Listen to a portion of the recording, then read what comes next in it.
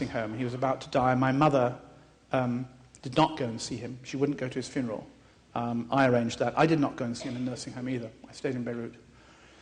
But when he was much older than my mother, he was born in 1899. Not many people of my age can say their father was born in the century before last. And he was a soldier in the First World War. My father was a soldier in the Third Battle of the Somme in 1918.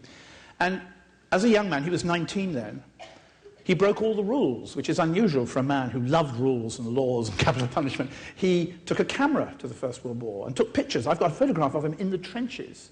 I've got his own pictures where he popped the camera up, took 2 pictures of no man's land and brought it down before he got shot. And I've got pictures of him parading in the snow with his colleagues of the 12th Battalion, the King's Liverpool Regiment. So at that age, he was not a conservative, law-abiding man. And the greatest thing he ever did in his life, in my eyes anyway, was that he was ordered to execute an Australian soldier, the same age as my father, 19, who had killed a French gendarme in Paris. He had killed a French gendarme. And my father refused to command the execution squad. He refused the order. And I think, in retrospect, that was the finest thing he ever did. The Australian soldier, of course, was shot anyway. I actually went to the Public Record Office in London and dug up the files. That dark devil that's an old journalist, let's just check he didn't command the firing squad. But it was another officer, it wasn't my father. His punishment was to go around the Western Front digging up British corpses and putting them in those great war cemeteries that some of you would have seen on the site of the Somme and the great battles of northern France. Which means that ever afterwards in his life he hated the smell of dead animals or dead birds. But looking back on it, it was a remarkable thing that he did. And you see, he too challenged authority. He refused to accept the word of power, you know, the way in which generals and presidents and prime ministers say you must act, and journalists too, I might add. And for me, that was a very important moment because his war, the First World War, gave birth to the modern Middle East. In fact, in the 17 months that followed the First World War, the British and French, who were the principal victors, the Americans were not so powerful then, of course, we created the borders of Northern Ireland, Yugoslavia, and most of the Middle East. And I spent my entire professional career, as I've said before, watching the people inside these borders burn. Belfast, Belgrade, Baghdad, Beirut. And I've become convinced that that war in which my father fought, in which he showed such independence of mind and spirit, gave us the hell disaster that we're now in the Middle East. And so he has a central role in the book, in the middle chapter. I even went back to the French hotel where the Australian killed the policeman.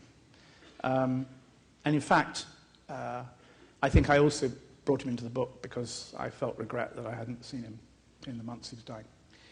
You talk about that period, and you talk about Western commanders, in this case British, in 1917, talking to the people of Baghdad and saying, our armies will invade, but they will liberate, they won't occupy. And it makes me think, I mean, you appreciate history, your father taught you to appreciate history. It makes you wonder why is history important if we keep repeating the same mistakes? Well, I think we read it, but we don't care about history. At least our leaders don't care about history. No, I mean, you're right. In 1917, when the British Army occupied Baghdad, I've got the actual declaration. It's a great piece. Yeah, it's a declaration put up by General Angus Maud, who died a few days later of cholera because he didn't boil his milk in wartime Baghdad.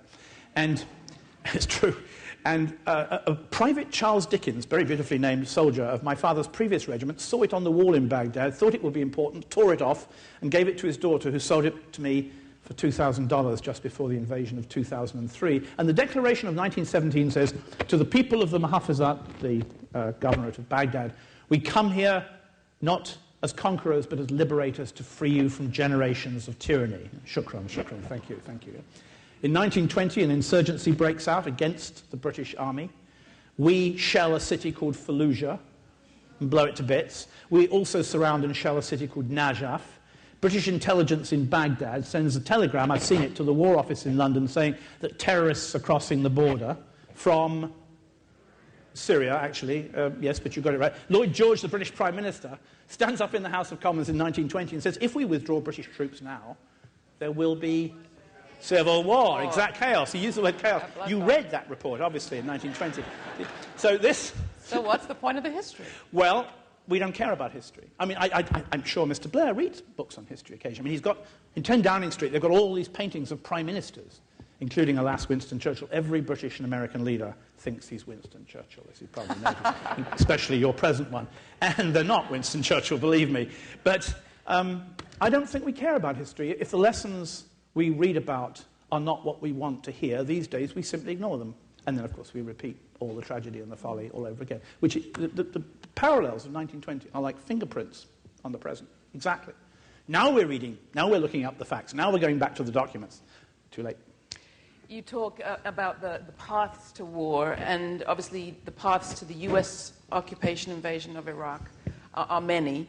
You trace them from Afghanistan, Iran under the Shah, the first Gulf War. Which are the most important routes, do you think? Well, you've got to start with the First World War, but of course you can also go back to the Ottoman Empire, the Caliphate. I mean, where do you start history? The Bible, pre-Bible, pre-Islam. I think it starts after the Second World War, if you want to go in at it head-on. After the Second World War, we fell into the habit of thinking that we could have a kind of cost-free foreign adventures. I mean, our soldiers died, we had to spend money on wars, but we were safe at home. In the Korean War, no North Korean came and blew himself up on the London tube system. Vietnam, no Viet Cong blew himself up in Washington or New York. The British, we fought the Aoka in Cyprus, Mau Mau in Kenya, Flossie in Yemen, the Irgun in Palestine, the Arab Revolt in Malaysia. None of these guerrilla organizations blew themselves up in Britain. But today we are no longer safe in Gloucestershire or London or Westchester County or New York City, as we all know.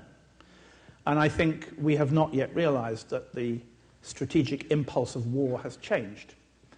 And it was our failure to realize this that allowed us to enter into so blithely the bombardment of Afghanistan and the occupation of Iraq, which is now, as I say, when I use this word hell disaster, that was Winston Churchill's reference to Palestine in 1947. He called it a hell disaster. And I don't think we understood the changed nature that in a multicultural society, I actually hate that phrase, it's another cliche, isn't it? But in a society where we're not all one anymore, where we have to accept that there are other people of completely different views, faiths, colours, we can't any longer go on these foreign adventures as if we are lone white men carrying the burden and going abroad to bomb other people. It's over. And if we intend to continue with the injustice which we impose by these policies, we will receive attacks. We will be attacked. We will be violently attacked. And I don't think there's any doubt that it'll happen again in Britain unless we disentangle ourselves, which we're not doing in Afghanistan. We're getting out of Iraq to put the soldiers into Afghanistan so that more Americans can go from Afghanistan to Iraq. I'm not sure of the logic of it, but that's what we're doing. And I think America is in great danger. The irony of it, for me, is that the leaders of our Western countries use these attacks in order to impose more restrictive legislation on our freedoms of speech, our freedom of culture, our freedom of movement. I've said before that Bush said 9/11 changed the world forever. I reject that. I won't let 19 murderers change my world, and nor should you. But it's worked. Every few months now, we have a terror alert in Britain. Terror, terror, terror. In Canada, not long ago, they had a terror alert with 11 Muslims arrested who were going to take over Parliament and chop off Stephen Harper's head. Even he took that view of it. Even he didn't take it quite that seriously. What was shocking was that the Toronto Globe and Mail ran a front-page story referring to the arrest of the brown-skinned Muslims. I kid thee not. Next morning, I was on CTV, which owns the Globe and Mail, and it was a live broadcast. And I said, so how come you call these brown-skinned Muslims? Why don't you refer to the white-skinned police chief of Toronto? For I'm sure he is he not? Of course he is, we know that. Yeah. But this is what's happening, you see. This is what happens when you persuade people to be frightened. I'll give you a very good example, just one more. I was at Heathrow Terminal 4, greeting a very dear friend of mine who was coming across the Atlantic. And it was a bit of a delay before the plane came in off the apron. So I went up to the second floor to the coffee concession and got myself a cup of coffee. And out of the corner of my eye, I saw a man making a pancake, and the frying pan caught fire. So he dissed it over with water and put it out. But the smoke went up, and ding-a-ding-a-ding-a-ding. Fire alarm went off. And then, the full alert throughout Terminal 4, and within 5 minutes we had 50 armed policemen. Please clear the terminal building. This is a terror alert. You see? That's what happened. And the interesting thing was that all the people standing waiting for the passengers, including me, didn't move. We started saying, hey, mate, it was a bloody frying pan. You saw it. You know, immediately after 9/11, I was actually crossing the Atlantic on 9/11, but immediately after 9/11, we couldn't have a steel knife to cut our meat. Now we can have a steel knife, but we can't have toothpaste. Huh? Maybe I mean, but the danger, there will be more attacks, but I don't think we're going to do it by banning toothpaste. It's about justice in the Middle East, and it's about us.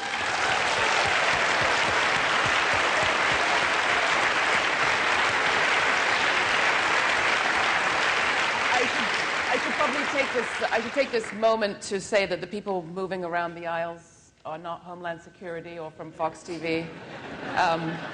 They're actually distributing small cards that you can write your questions for Robert Fisk on, and we'll take your questions in just a bit. I want to say something to you about Homeland Security. Or are they Homeland Security? You know better than I? No, I can tell you something nice about Homeland Security. I came through Homeland Security the other day, immigration to come in here for this. And I'm not going to tell you the way I came because I wouldn't want the poor chap to be harmed. But he was a very nice, very polite Homeland Security officer. Welcome to the United States. What are you going to do here? So I'm giving a talk about the Middle East. He said, you know, he said, if I was a Palestinian, I think I'd get a Kalashnikov too. I said, what? And he said, no. He said, I know what we're doing is totally unjust. We shouldn't be in the Middle East. Keep it up. Have a nice day.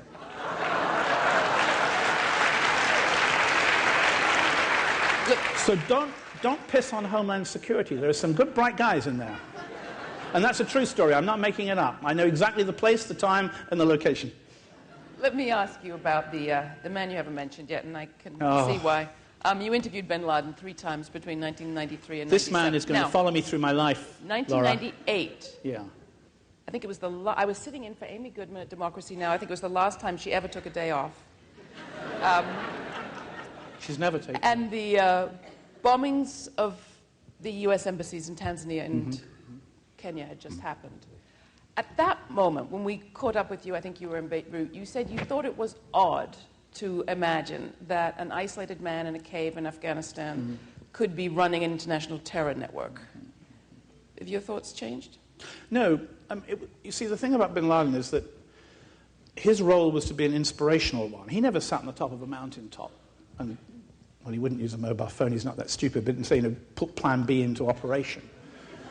It wasn't like that. I think what happened is that violent, angry men would come to him with a proposal. We need, 5 bags of TNT, $60,000, etc. We've got a plan to do the following. Blow up an American warship, blow up some embassies, etc. A bit like NGOs go to governments with plans of how to do new water systems in Afghanistan. And bin Laden would say yes or no. That, I think, is the way he's responsible. Because you can't, living in a cave, decide on attacks around the world. It won't be like that. And I think that his creation of Al-Qaeda made him irrelevant. It's a bit like, nuclear scientists, they create the atom bomb. After the atom bomb has been created, you can go all around the world and arrest every nuclear scientist that exists, but there's no point. The atom bomb exists. And Al-Qaeda exists. And only by dealing in justice in the Middle East can we make it worth nothing and have no purpose. And my point was that bin Laden's role was over. I'm astonished the Americans can't find him, or Mullah Omar, or Ratko Mladic, or Karadzic. I mean, there's a huge string of people who can't be found. Only Saddam was foolish enough to sit in a hole. Wasn't he just?